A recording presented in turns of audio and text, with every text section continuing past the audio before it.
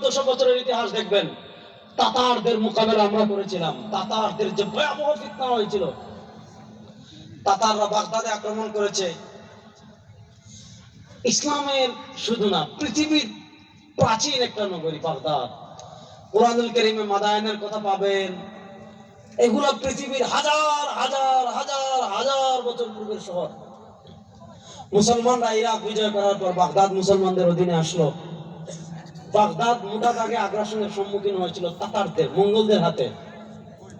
মঙ্গলরা কি পরিমাণ নৃশংস ছিল, মঙ্গলরা কি পরিমাণ অমানবিক ছিল, মঙ্গলরা কি পরিমাণ হিংস্র ছিল, এটা বোঝার জন্য এতটুকু যথেষ্ট। বাগদাদে যখন মুসলমানদের খিলাফত চলে,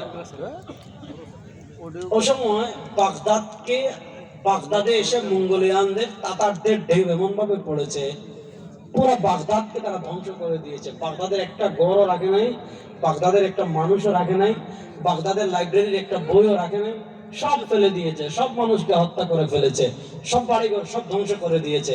শুনেন, কিয়ামতের মৌলিক আলামতের একটা আলামত হলো খুরুজ ইয়াজুজ ওয়া মাজুজ। পৃথিবীতে ইয়াজুজ মাজুজ বের হবে।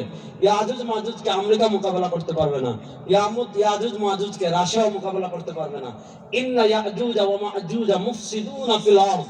আল্লাহ কোরআনে বলেছেন, ইয়াজুজ মাজুজ এরা দুনিয়াতে ফাসাদ সৃষ্টি করবে।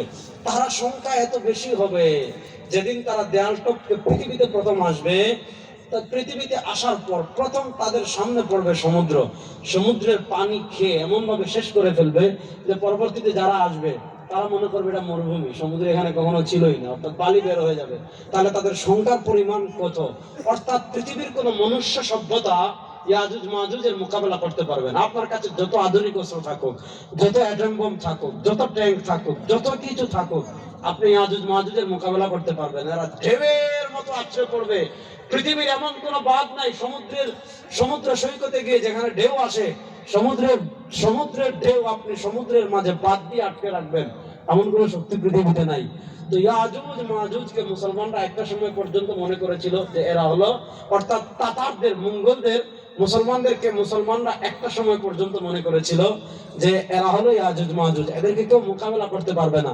এজন্য দেখা যাচ্ছে তাতারদের ঢেউ যখন কোনো মুসলিম ভূমিতে আসতো, তাতাররা এসেছে দিমাশকে, মুসলমানরা এরা আসার আগেই শহর খালি করে চলে গিয়েছে, খালি শহর তারা সব ধ্বংস করে দিয়েছে।